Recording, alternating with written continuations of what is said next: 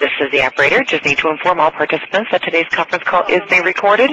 If you have any objections, you may disconnect your line at this time. If you do need my assistance throughout today's call, please press *0 on your phone. And sir, you may begin.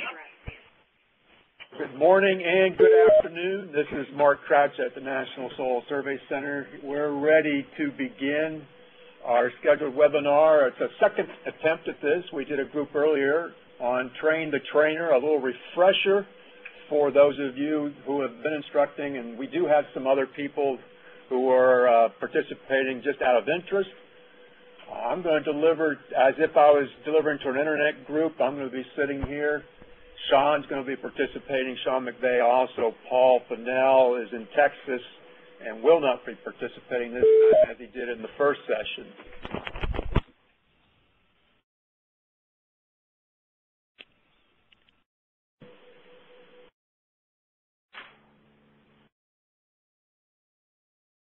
Oh, sure.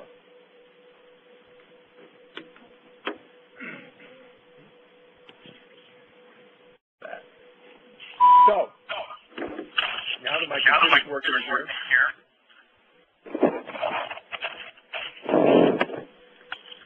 we got some rationale as we do with all our training. You know, what's in it for me? That's the WIPM. There's some expectations for successful training, requires proper design, development, delivery, and we don't want any of you to put our participants into a snooze when we're delivering training.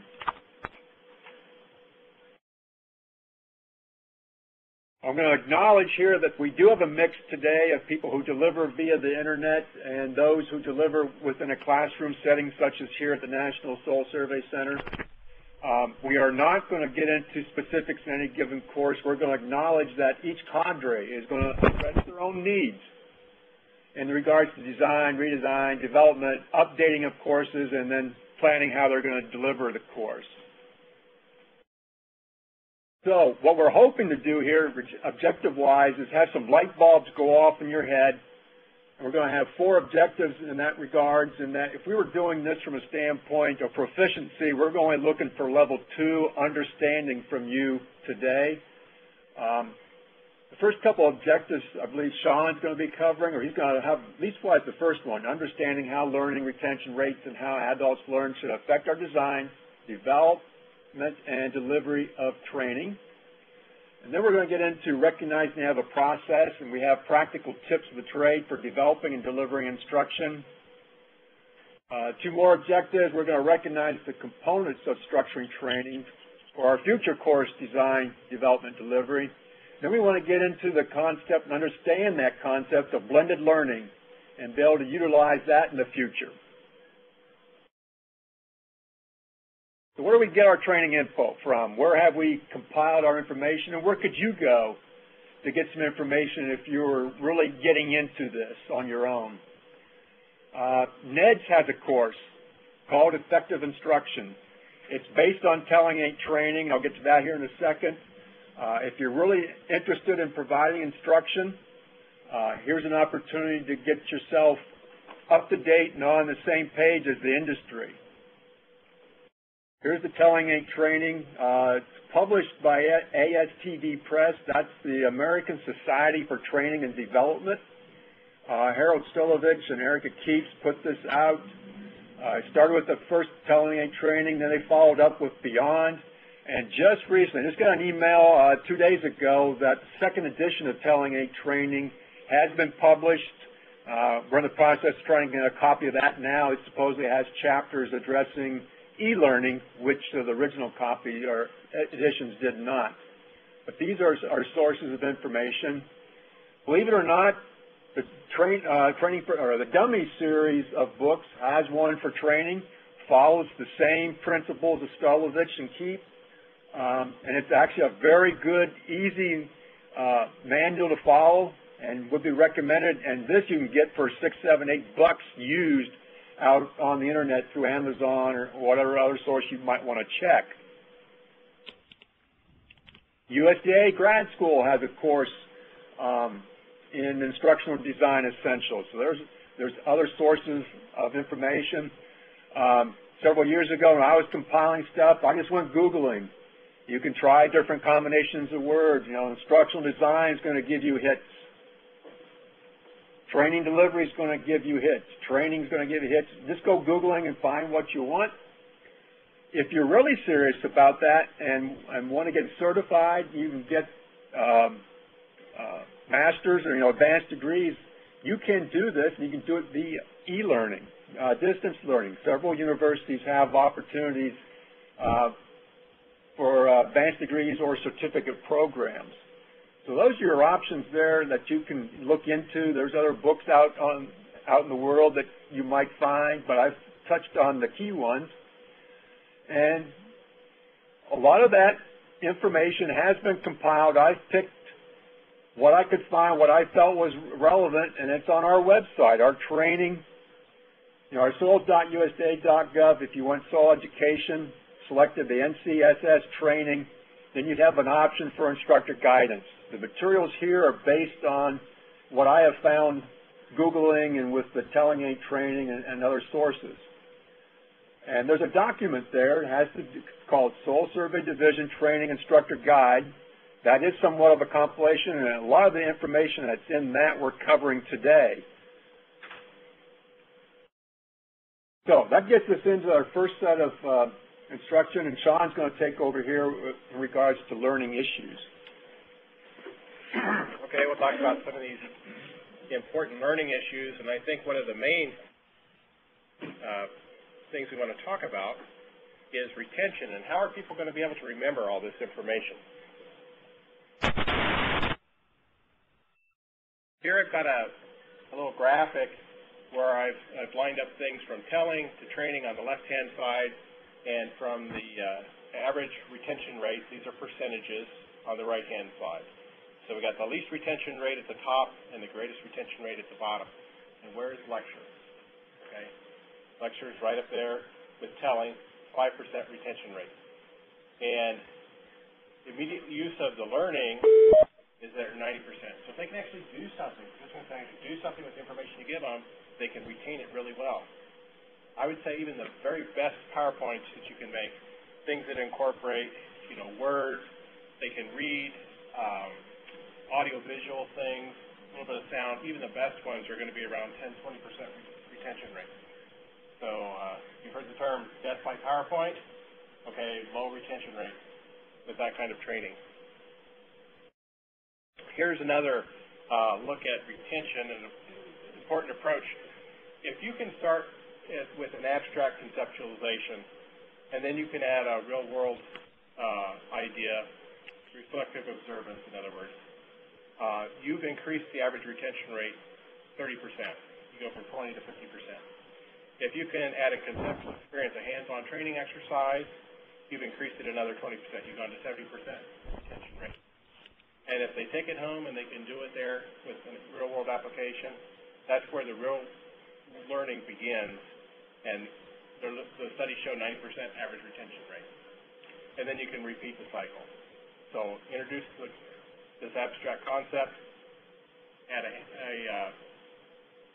hands-on training activity, and so on, and repeat the process. Now, if the students don't have any follow-up, if they don't use that information when they go home, if they don't review it, their retention rate is going to decrease over time. And so you can look at it in the table or in this figure I've got on the screen. And after about 3 weeks' time, there is less than 20% retention, okay? So after 3 weeks' time, if they haven't reviewed that material or if they haven't used it when they've gone home, very little of it's remembered. Now, how do adults learn?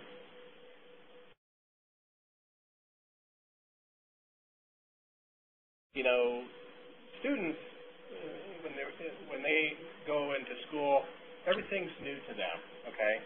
So they don't have a lot of background experience to enhance their learning. But all of you and participants that come to our training sessions, they have real-world experience. They have experience from their job that they bring to the training. And because of that, they need to know why they are there. When they come to our training sessions, we need to tailor the needs of that audience, that skilled audience. to their needs. We need to point out to them what are the reasons that they're here to learn that information. How is it going to be helpful to them? And we need to relate the activities to real-world experiences, real work experiences. Okay, so focus on doing something with the information rather than just simply knowing the information.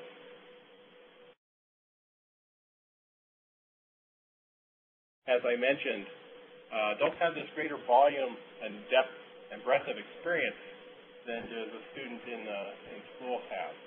And it's because of that, we need to focus on training that taps into that experience that participants have.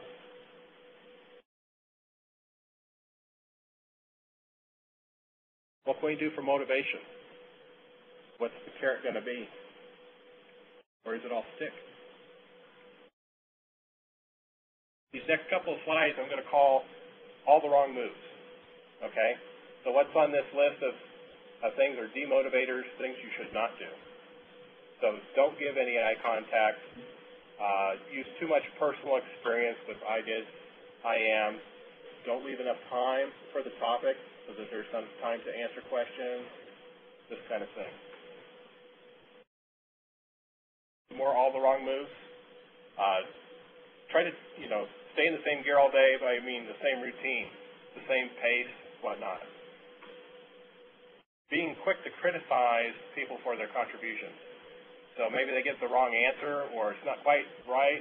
Don't criticize it outright. Just encourage the effort and try to work with that and steer it towards the right direction.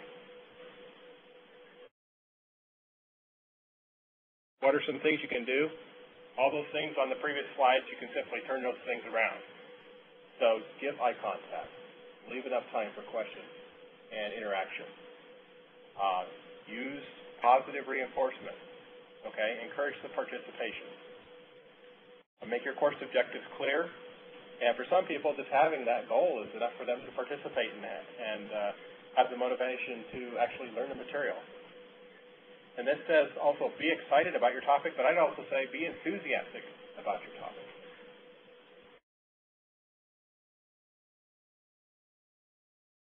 Motivation also includes use of our senses. And back in 451 BC, Confucius said, what I hear, I forget. What I see, I remember. But what I do, I understand. And I think that says a lot. And you can see on your screen how we learn with various senses. The more senses we can incorporate into the training, the more retention we're going to have, the more motivation students are going to have in our training. Logic and sequencing. Just want to point out that when we design your points, you want to start with the big picture first and then go to the specific parts. You want to answer the question of why. Why should they learn this? Be very clear. And if you ask them to apply a concept to a real-world situation, it's going to help and it's going to stick with them. If people are coming to our training and they're participating, we know that they're learning, okay, as opposed to taking a brain break and doing something else, check an email, that kind of thing. And a lot of training specialists believe that if you're in a group of 20 or more, participation isn't really practical. And that's why in our training courses we've gone to the small group setting. Even with distance learning, we've gone to breakout sessions that involve small groups of maybe 4 and 5 people. And that's really ideal for learning. So we want to limit to small groups within our classes, break it up. And then a spokesperson from each of those groups presents their ideas to the whole class. There's a couple benefits to doing that. If you've got some introverted people that don't feel comfortable sharing into the whole class, then you can have them share in a small group setting. It's less intimidating. They're more likely to share that information. Okay? And then the stronger people in those small groups can help the weaker people in the small groups. So there's some benefits to that. And through that small group participation, effectively people are participating with a larger group. And repetition. We need to incorporate a couple variations of repetition into our training. So repetition with a difference is the first setting. an example that might be give the information but vary the approach. So you give them the information, maybe it was in a PowerPoint, and then you go out and you have a game. Maybe you play a little bit of Scrabble or Jeopardy or Who Wants to Be a Millionaire or Hollywood Squares or whatever the game happens to be. And then maybe later on you follow it up with a quiz. So that would be an example of repetition with a difference. Studies have shown that adults need 3 to 5, you need to hit them with an idea 3 to 5 times before that idea will stick. So repetition is very important. Refresher training, that's another one, but it takes some post-course involvement and probably from their supervisor as well. So you cover the same material but in less time. So an example of this might be giving a pre-course assignment and then to read something, and then they come to class and you have a discussion, and then maybe later on you have a quiz about the material. And then interval training, and that's where the supervisor really gets involved, and you split it up, you provide the material at various intervals, and increase the amount of time between each interval to the next one. And hopefully, after a month, they've retained even more than they would have if you just give it to them that one day. So the take-home message from repetition is practice makes permanent. Mark?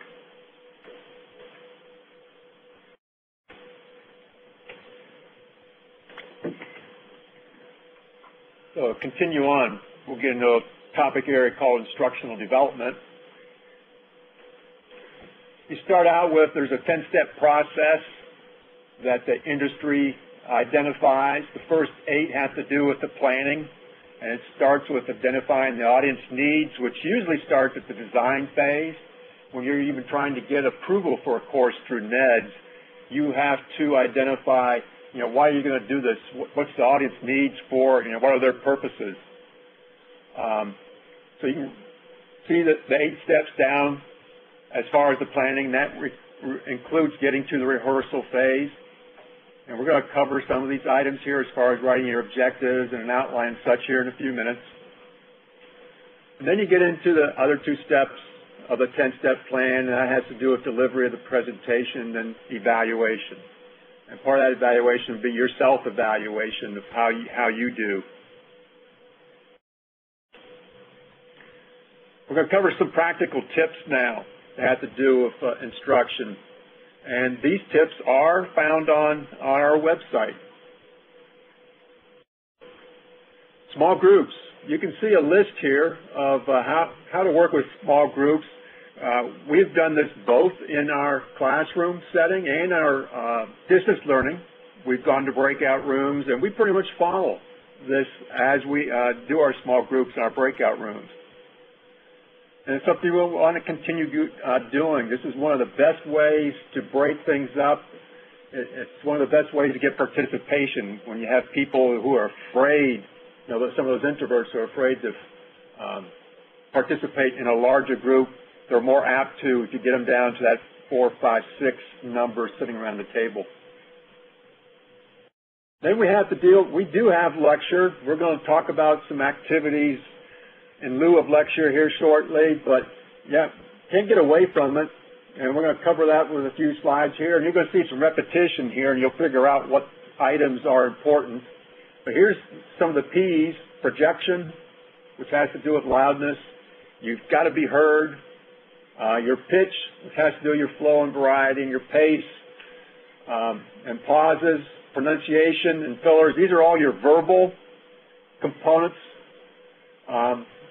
We do have instructors who have very quiet voice and do tend to be in a monotone. And we need to work on that, because you can put people to sleep easily if you're a monotone, quiet person. So be aware of some of these issues as far as the verbal part. Any kind of lecture delivery, any kind of module delivery starts out with stating your rationale, your objectives. Always do that. Then you get into some of these other issues. Always use good posture. Don't want to have excessive quirks. An excessive quirk, one of those would be you've got change in your pocket and you stick your hand in there and start rattling it. It's kind of a nervous tic type thing. Try to avoid certain things like that would distract your audience from you. You don't want to stand like a statue. Use different gestures and body movements. Look at the audience. You want to face them and not the screen. Focus your attention on them. Make that eye contact. And facing the screen also takes your voice away. And if you're one of those quiet people, the people in the back of the room aren't going to hear you. When we recorded this back on June 8th, our first session of this, we were aware a couple of us must have turned our head to the screen because all of a sudden you couldn't hear us. So it happens. You got to be aware of that.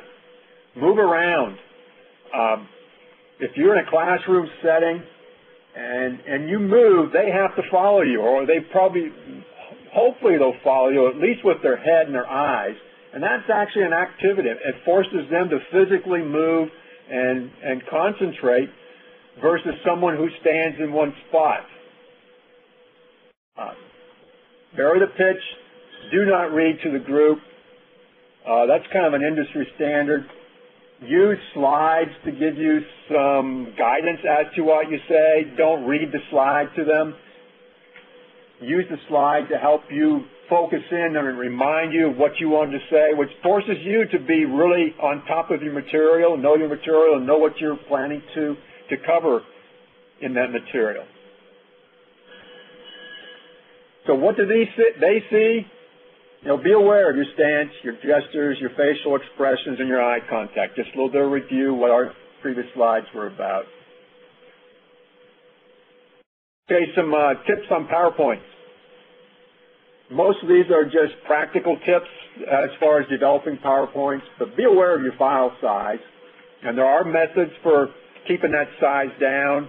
That size gets blown up when you start inserting pictures, photographs, and there's ways to minimize that. And you can always work with us on that. We're not going to touch base with that. Just be aware. If you're using some kind of picture background, drafts, whatever else, be aware you may be blowing up file size, and there's ways to deal with it. Slide backgrounds and design. We're using the NRCS one here in our courses. I've never been a proponent of one background for all PowerPoints. I think that can put people to sleep. I don't mind a variety as long as you do contrast. And I'll show you an instance where contrast is an issue here in a second, the next slide, I believe. KISS. Keep it simple, stupid, when you're using slide transitions and animations. Trying to get too fancy is a distraction. Some of those transitions and such are slow. It actually slows you down waiting on them. And there are a few of them. There's people that have issues with motion, and you can actually, with some of those transitions, cause illness.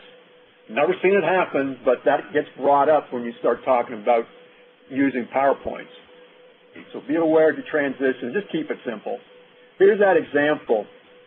We had an instructor a few years ago. He's no longer training with us, so I'm not going to use the name, but had a whole PowerPoint, 40, 50 slides with these beautiful photographs in the background, which made it impossible to coordinate the text with the background. Here's the example. There's parts of that you cannot read.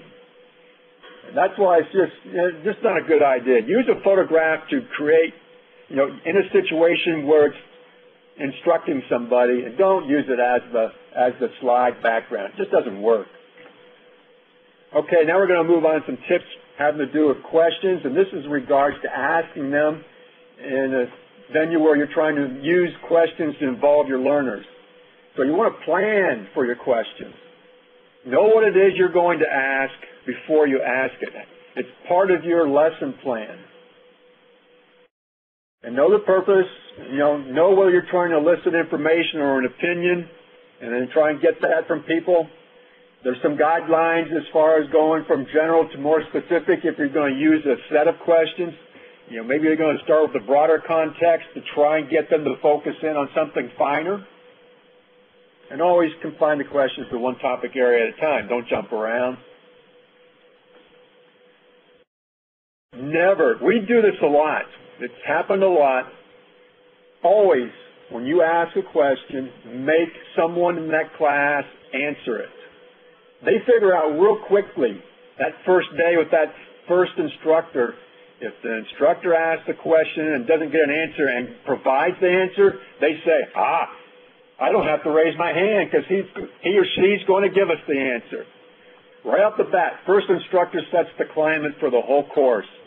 Ask the question, and here's some guides here. Ask them, make them short, clear. Ask the class first. If you don't get a volunteer from the class, and we're normally in small groups in the classroom setting, not in the internet necessarily, go to the group. Does anybody in Team 1 have an answer to this? Failing that, and you can't get an individual to answer the questions, that's when you start pointing fingers. That's a hard thing to do because you may find somebody that's really uncomfortable and you're going to turn them off, but it's something you have to deal with. We want to make them answer the question. Okay? And then don't interrupt. Let them respond. Even though you know they're going in a wrong direction, maybe with their answer, let them give the answer. Give them some positive feedback somehow to that question. At least wise in part, if you can.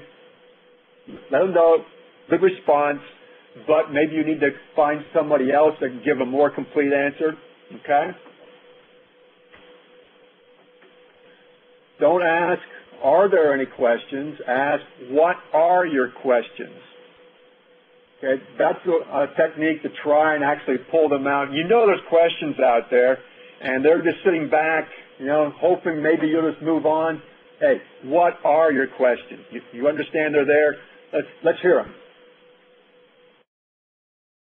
And make sure you acknowledge each question. And depending on where it's being asked, it might be clear off on one side of the room by a very quiet person. You may need to repeat that question so everybody can hear the question. And then make sure you give the answer to your whole class and not just that individual. So that may mean you walk over and focus your attention on that person. And then when you give the answer, you may move back so you're focused on the whole class. Try to answer completely and accurately, and there's the whole class. And maybe up front, maybe, that's something that whoever's managing that course, it's myself or Sean, whoever, we let people know there's no such thing as a stupid question. There's only the questions that don't get asked. Some general practical tips. Go through them here. Humor is a tool, and it's a good tool. It livens things up, gets people involved, but telling jokes really is a no-no because any given joke you may insult somebody. It really comes down to that. It's just not a safe thing to do to tell jokes, but try and use humor if you can. Make sure you know your subject matter and rehearse it so that you're comfortable and you act like a professional up there and know what you're talking about. And then never apologize. It's too late for me when I'm managing a course and sitting back in the room when someone says, well, we're behind schedule, never apologize for anything. For one thing, in regards to the agenda, they have no contract for time other than 8 and 5 o'clock. They don't know anything in between. They get an agenda that has no times on it. There's no contract for when a break starts, when a particular module ends, when lunch ends, and such.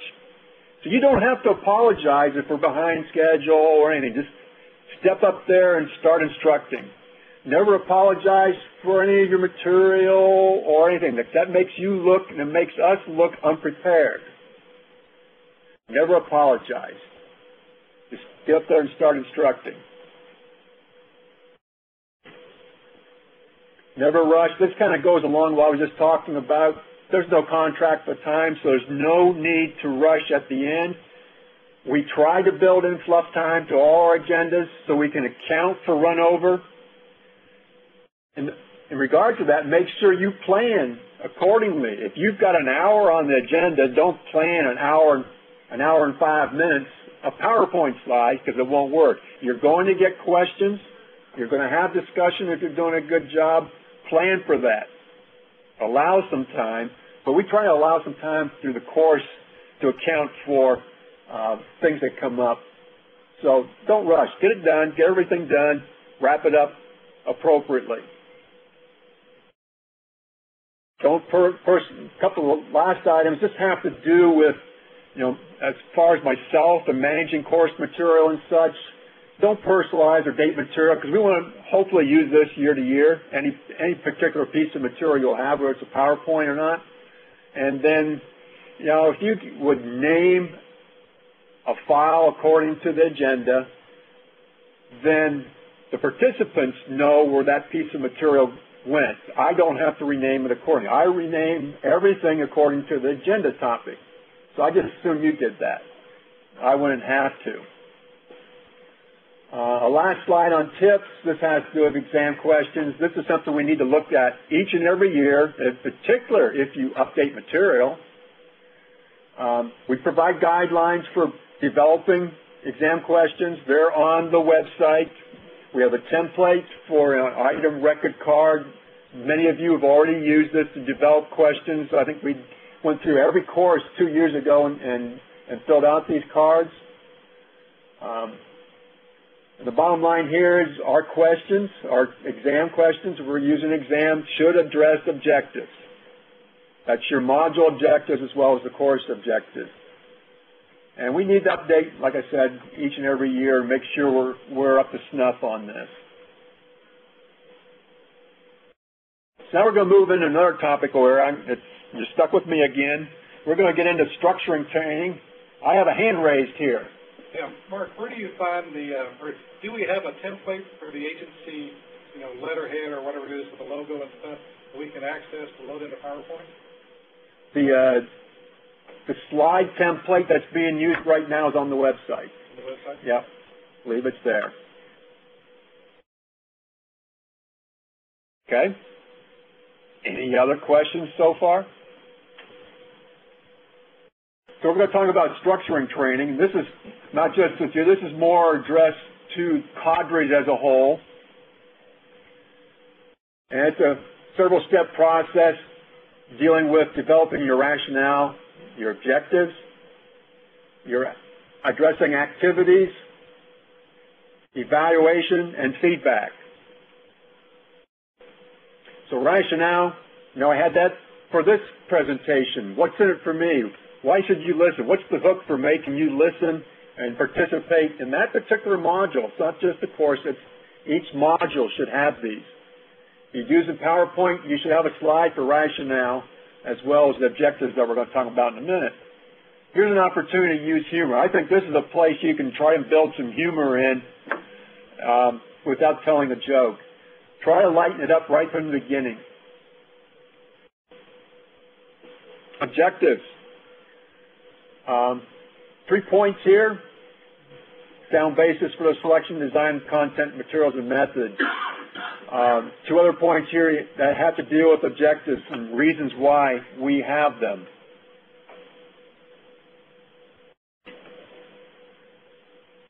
Objectives should be about what the learners can do with the training. It should not be from your standpoint and what is your objective, what do you feel like they should hear. You should be thinking about when you develop material, what are they going to be able to do when we're done with this module? And give them what they need in order to accomplish and train them to do something, whatever it is, whether it's knowledge or skill-based. It's not about what you know about it, what you want to impart to them. It's what they're going to be able to do with it. So, in developing objectives, all objectives have 3 characteristics: performance, conditions, and criteria. And that little graphic there might help you define what my objectives are. It's going to be very soon. Performance, this is the doing part. Every objective has this as a minimum. Some objectives, this is all they'll have, is the performance part. This is the doing, the action verb. And the example is, at the end of this training, the learner will be able to construct a digital map. There's that skill. They're going to construct a map. You may add a condition to that. You know, is there some kind of a process, tool, or guideline they have to follow in order to do this? So you add, you know, a conditional requirement. They're going to construct this map using ArcGIS. I got 9X. There'll be 10 here sometime within the next year or so. But there's some kind of condition could be added. And then there may be criteria. Simply, you know, give an example, they're going to construct a digital map using ArcGIS and pass a quality control review by this SDQS. There may be a goal as far as amount or extent. You know, these kind of things are what would be considered criteria. All right. We have guidance for developing objectives up on our website. You know, I've got material there, and there's also a link over to NEDS, when there's an instructional system design where most of my material that I posted came from. That material can be found there under the NEDS website. Okay, here's the real kicker: activities for interactive learning. Like I said, we've mentioned the training for dummies and the telling ain't training and doing internet searches. There's all kinds of alternatives to lecture. We just have to find them and figure out how we can use them in any given instance in our training. I gave you a list. Some of you, the people in the room here, have the list in front of you. Those out there in the world, I emailed those. They were attachments. I'm not sure if you have them available or not. Really no need to, but we have used many on that list without maybe knowing it by name. And here's some of those on this slide and the next. Even role play. Role play was used in the original, the Correlation and Management of Soil Survey by MRA. They did a role play with the old fart soil scientist set in his ways and with some new person. You can go through this list and see what we've done. And there's some new ones. And the list I provided, you know, the first 4.5 pages or so have to do with learning activities that are kind of an alternative to lecture. And then you get on to page 5, and we have games and other activities for reviewing material. There's all kinds of ideas here. When we sit down as individual cadres, we can take a look at this and see, you know, how can we jazz up our presentation, make it effective, but still make it fun for them. Get away from that talk. You go back to what Sean, you know, how adults learn, and, you know, the retention rates for lecture are very low, aren't they? But if they're actually doing something, which is what this list is trying to get us to do, they're more apt to retain it longer. There's one in here in particular. I really like Doug Wysocki's in the room. They're getting ready to they're developing the Soil Geomorphology Institute, and it's going to be real heavy on field trip. They're going to be in a bus for several days. I think, Doug, there's one called Baseball Review. There's going to be some point in time they're going to be so deep in it out there, they're going to need a break. And he'll be able to put together a quiz-type situation and play baseball with it following this thing. It'll be something fun, but it'll be a way of reviewing material, and by reviewing, they're getting repetition and they're learning. Got that, Doug? Baseball Review. That's made for you. Okay, the next step is looking at evaluations. This is, you know, you got at any step along the way, you're providing training, you got to evaluate performance or learning. You people are doing the digital soil survey data editing course. It's very easy for you to evaluate performance. You know, they're doing structured things on the computer, and you're able to look over their shoulder through the computer and see what they've done, or they're turning an assignment into you. You can see it. That's measurement. That's how you evaluate. And there's different methods of doing this, whether it's quizzes, exams, and Some of the activities we gave you are also a way of reviewing. We're using in a couple courses, one course right now, reflection letters. The reflection could actually be used in class. If you went to that and read the explanation, you can see what all that's about. Different ways of evaluating. And then after you do the evaluating, you've got to give feedback, whether it's, are they getting it, confirm that they understand it, or if they're not, then you've got to go back up in the array of things and maybe repeat a section until you get to the point where they are, you can confirm that they've learned it. So a little bit of review. You've got your rationale. You've got to explain what it is they're going to learn, how it's going to apply to their job, what are the objectives, what are they going to get out of it. You're going to give them hopefully some fun things to do, get them involved, and don't bore them to death. You're going to check their learning, see what they're doing in the evaluation phase, and you're going to get a confirming or corrective feedback, and maybe go back up to some activity, evaluate again, feedback again. Okay, cadre functions in design and development. Outlines. We didn't do this when I first started. I've been at this 6 years now. We did not do outlines about 2 years ago. As we started to design new courses, we've gone to this outline step. The design team actually prepares these outlines. And this is where we start to capture. We draft. We don't finalize, but we draft rationale, objectives, and we propose activities. And there's opportunities here to capture transitions from one lesson to another. If you've got something that's requiring field work, you can build in your bad weather plan, suggest training aids, or leastwise list training aids that have been needed. In some cases, training aids that don't exist, and you're pointing out through that outline that something needs to be developed in the way of a training aid. Here's the copy of what the outline looks like that we're using right now. So if any of you ever get involved in course design or redesign, you'll probably be using this. Lesson plans. Normally done by the development team and or the individual assigned to a module. And there's several reasons why lesson plans are good. And most of them have to do with being able to consistently provide training from one individual to another for a same module, being able to go from 1 year to the next. You're delivering the same module and remember what it was you did a year ago.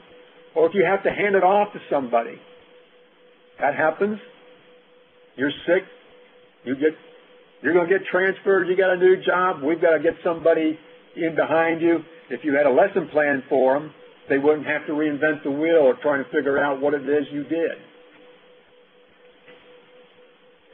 So we've got lesson plans in a couple formats. Many of you, we've been very inconsistent in developing lesson plans in our courses, partly because of workload. I have not made the effort in the last couple of years to push this issue, so they're not all done.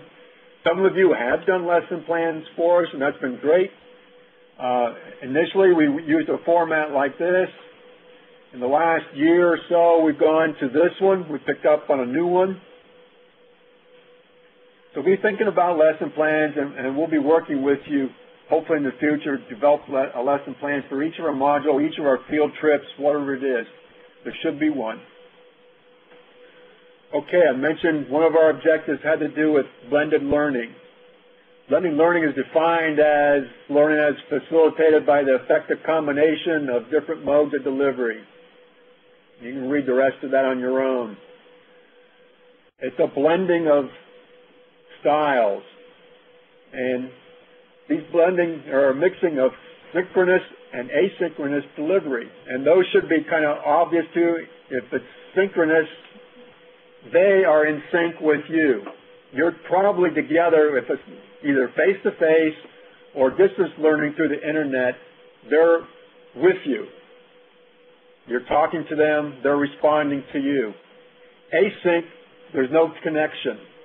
That's the self-paced style of delivery where they're on their own, picking up material, whether it's an AgLearn or off one of our RFTP site or wherever it is, they're doing something on their own. Blended learning is our challenge for the future. This is something we need to get into, be thinking about, as well as incorporating activities. So here's some of the what we do sync-wise, in face-to-face. In this case, when we're synced up, our mentoring or tutoring is usually immediate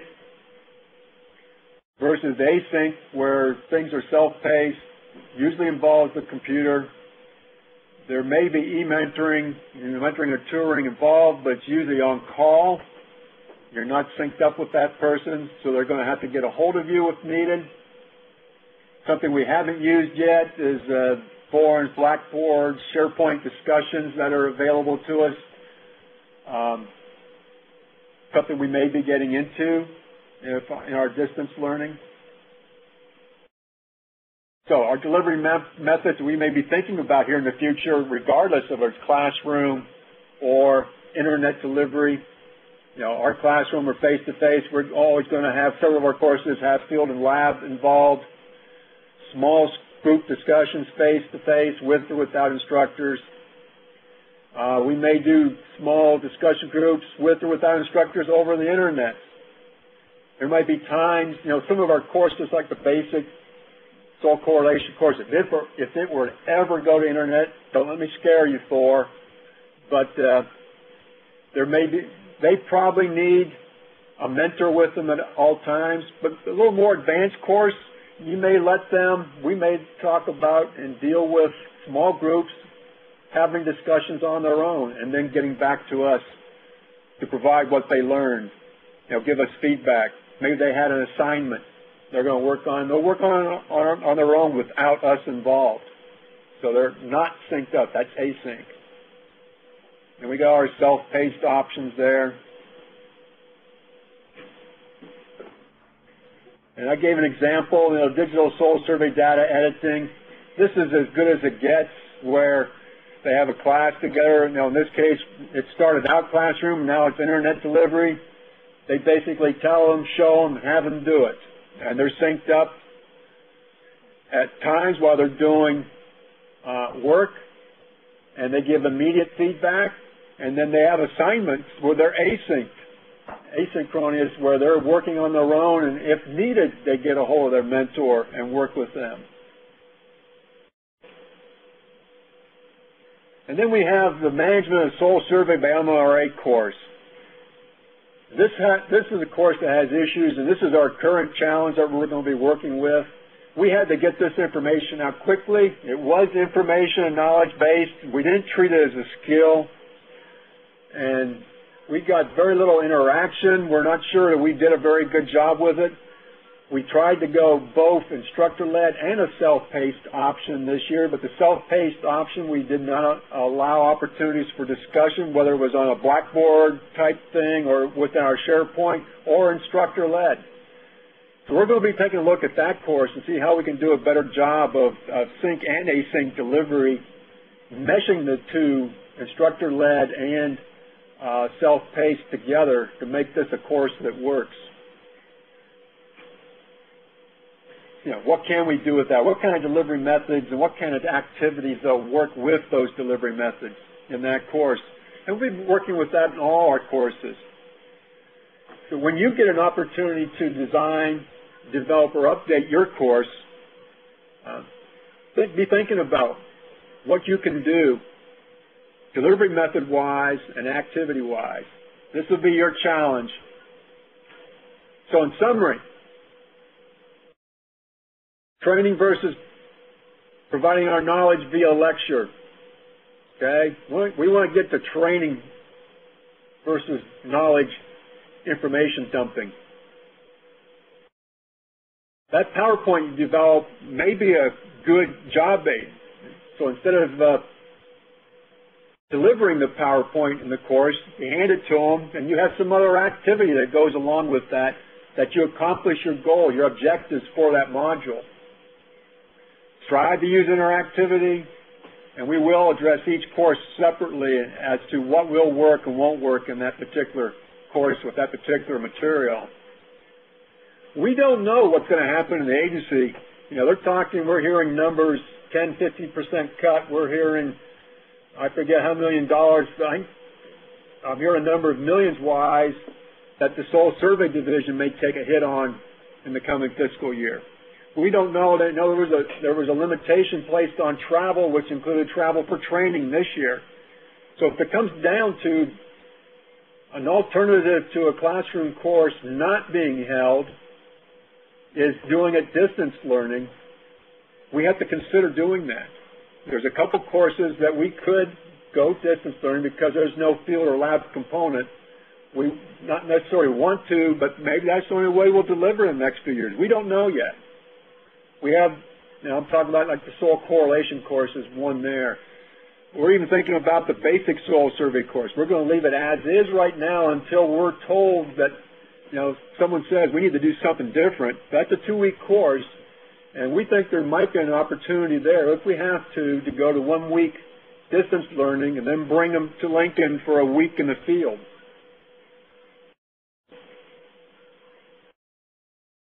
So, we had 4 objectives.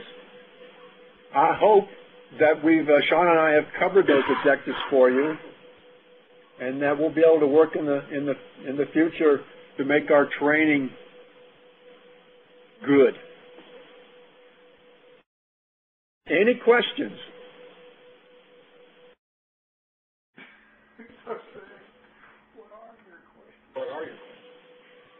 No one picked up on that.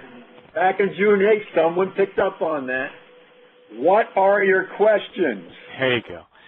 Will this PowerPoint be available? Yes.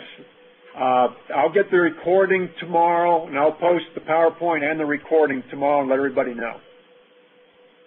And I noticed a couple of websites that were mentioned, especially one that's on our national website. It might have been from the social sciences, but it included a format or template for using NRCS PowerPoint.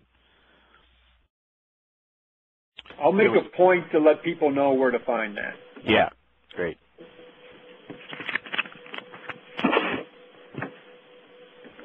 What are your other questions? The current classes we have now, is there a place we can go and see who's doing what's available as far as what needs to be done for our modules, and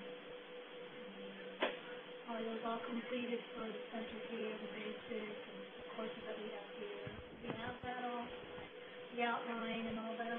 Deb Harms is asking, is there a place that people can go to find all our course material, and she's including outlines and lesson plans, I think, in her question. There's no one place to go to find all those. The course materials can all be found online.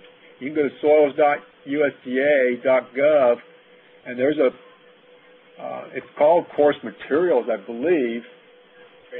Training material, there's a link to each course, which links up to the FTP site where we post all the material that, the e-copy that participants get. Now, outlines and lesson plans, many of those are on the SharePoint for each course, so each cadre should have access to those. I'd have to go back and look to make sure outlines are there, but I know we've been posting lesson plans there. But that would be where we would keep those. So everybody on that cadre has access to them.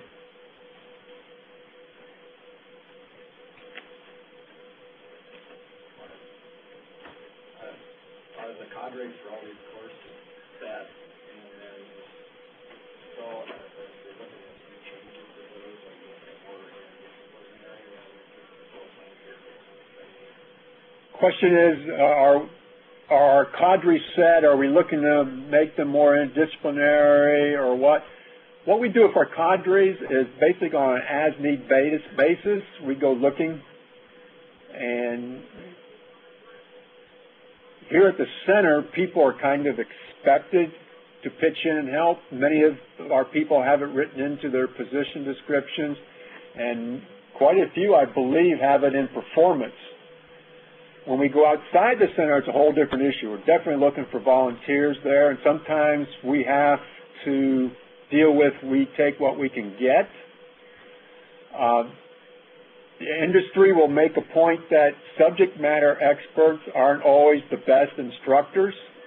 We go back to monotone delivery and things like that. Some people just aren't good in a teaching, instructing environment. So we had to think about whether, in some cases, do we want to back up from the subject matter expert by topic, where we have some of our courses, we got, a dozen or more instructors because we just pull in a subject matter expert versus having 2, 3, 4 people deliver that course. They get familiar enough with material from the subject matter experts that they can deliver, and that's where it kind of comes in regards to the interdisciplinary. If you look at boot camps have 6 or 7 instructors. The sole scientist in that interdisciplinary team actually delivers engineering modules. The engineer delivers soils modules. They do an interdisciplinary approach. Do you have any training sessions specific to distance learning? No. That would be something we would deal with the cadre that was going to do that.